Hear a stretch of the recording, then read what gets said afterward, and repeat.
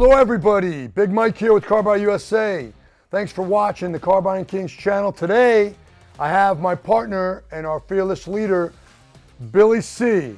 And we're going to talk a little bit about the state of the automobile industry today. Bill, what's going on? I mean, it was a very challenging year for the automobile industry, I think for consumers. We just came out of a very, very difficult economic period. What's your take? What's going on? Let's share with everybody. Really interesting, Mike. Great question. So kind of what we've seen over the last 18 months is that the effects of the COVID pandemic are meaningful, lasting, and significant. So when the pandemic and the shutdown first hit, new vehicle production was reduced by about 10 million units, which is a huge number in our industry. And then the government threw trillions of stimulus dollars out into the economy. So we had a reduction in supply and an increase in demand because there was money. There's money floating around everywhere. So that resulted in a tremendous inflating of motor vehicle prices, both new and used, from about the second half of 2020 to about the second half of 2023. And then what happened is, as the stimulus ran out, new car manufacturers tried to keep the prices up. So that resulted in kind of a buildup of inventory. The used car market adjusted pretty radically from about July of 2023 until now. And we think it's sort of stabilizing now. But what that's resulted in is the gap between a new car and a used car is the biggest it's ever been. So cars have been around for over 100 years, and the gap between new and used is bigger than it's ever been. So that's going to kind of, something's got to give. And what we think is going to give is the new car prices are going to have to come down. The manufacturers are going to have to start to do incentives, which is what they've always done, right? It's set for the last couple of years. And I think the new car prices will find stability. They've been in kind of a free fall. The Manheim Market Report, which gauges used car vehicles, recorded the biggest drop in history in the last couple of years ever. Including World War II, including Vietnam, including the 08 financial crisis. So tons of instability in our market. However, the one thing that never goes away is debt balance. So if you bought a car in 2020, 21, 22 at an over MSRP price, and you borrowed money against that car with zero down, is your loan, what you're owing against the car, is significantly more than what the car's worth. So we see on a daily basis at CarBuyerUSA, we have people wiring us $10,000, $15,000, $20,000 just to get out of their payment. They're paying us, and they're wiring us thousands of dollars because they have to get out from underneath this car payment. They view that as, and for many of them, it's the right thing, is that's their best alternative. Is they've got to basically do the down payment at the end instead of the beginning.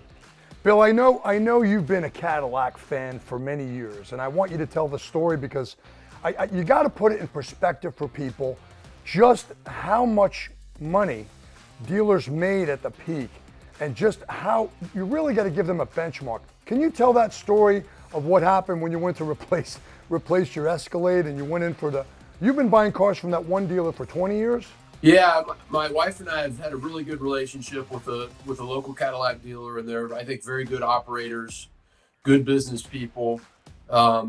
We didn't want to buy a used one. We wanted one that was new. There's a whole lot more to this story, but we had a really nice one for trade, and they said, hey, we can sell you the new car for MSRP, which historically no one's paid MSRP for cars, right? It's always been a discount, but at this time in 2022, that was a pretty favorable outcome, is to pay MSRP. So we had a nice trade. I'm in the shoes of our consumer, right? Of what they're faced with on a daily basis. And we had agreed on everything ahead of time. And then basically we went in to finalize the transaction. They sort of recut the deal. They retraded us. And our decision was, do we take a little bit of a haircut on the trade-in, or do we just kind of dig in our heels and take what they've offered. Ultimately, we decided to go with what the dealer could provide. We didn't, we weren't excited about it, but we needed a new car. The old car was time to trade it in. It was out of warranty. So that was, we got to feel a little bit of the pain that our customers are dealing with every day, which is the market is changing so rapidly, so dramatically. It's kind of a predatory environment in a dealership. And I know most people think, well, that's not really a newsflash, Billy. It's always been that way. I can tell you that the environment at a dealership is more aggressive than it ever has been because the pie is shrinking. In other words, the pool of motor vehicles that is available is shrinking. The pool of qualified customers with good down payments and good credits is shrinking. So when you have a marketplace that shrinks, is the competition heats up, the aggressiveness heats up. So that's kind of what we saw. And interestingly, this 2022 Escalade, at 20,000 miles, the motor blew. I mean, just unheard of. This was a very high quality vehicle. We've had several of them. The motor blew up. The dealer was really good. They replaced it. They worked with GM. They replaced the motor. We came in for the 1,000-mile oil change. They want you to do an oil change 1,000 miles after replacing the motor. Said, hey, this doesn't sound right. Something's not right with it. They said, well, let us look at it for a couple of days. They go, hey, we talked to General Motors. They want to put a third engine in this vehicle.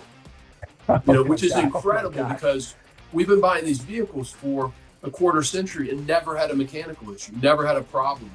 And for one that was built, guess what? In 2022, in the throes of COVID, quality issues.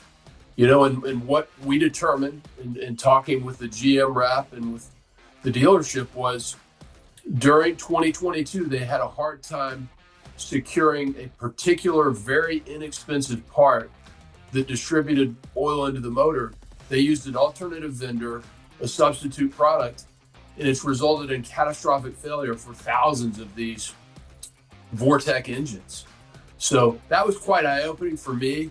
And I think for the rest of our group here is, unfortunately, when we see a car that comes in that has low miles, is if that car was built during, or post-COVID pandemic, is the quality is up in the air.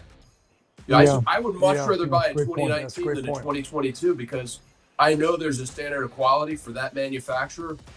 2020 to 2025, those model years could be a great car, could be a car with 6,000 miles on it, a bad motor or a bad transmission due to some of the supply chain issues, quality control issues that have been going on the last 4 or 5 years.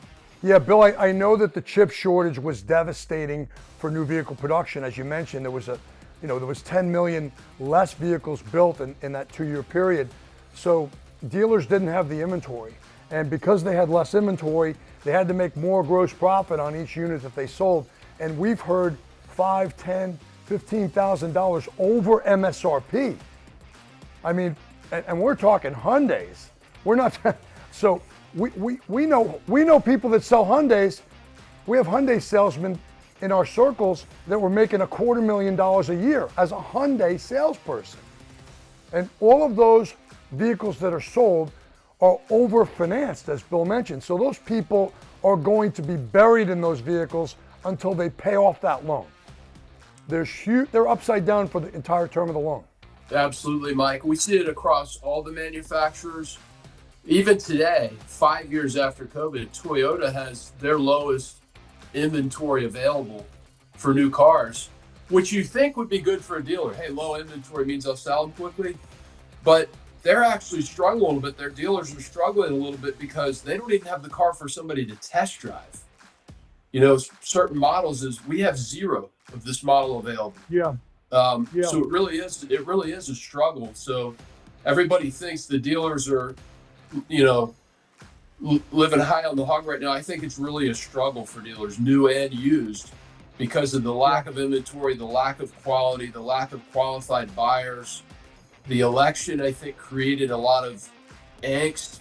There was a lot of overhang about, hey, what's the world going to look like? So we think with the new administration coming in with some policies that are, we think, favorable to to industry is we may see some more stability in 2025, which has been lacking for half a decade in our industry. Bill, let's talk about what's hot right now. I mean, what particular price range? Because I think there's some news in here. There's good news in here for people that want to sell a car if they've got an older car. Can you speak to that a little bit so we could share with people where they might benefit? The small to mid-size sedan is now the most in-demand car, which if you haven't paid close attention to the car industry is probably not, well, that's not that big of a deal. But for the last 20 years, it's all been about SUVs and pickup trucks. Well, they're just too expensive.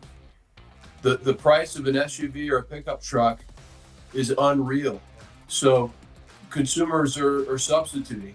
And it's not just the vehicle price, it's the fuel, it's the insurance. So we've watched over the last 5 years as vehicle replacement and vehicle repair costs go up.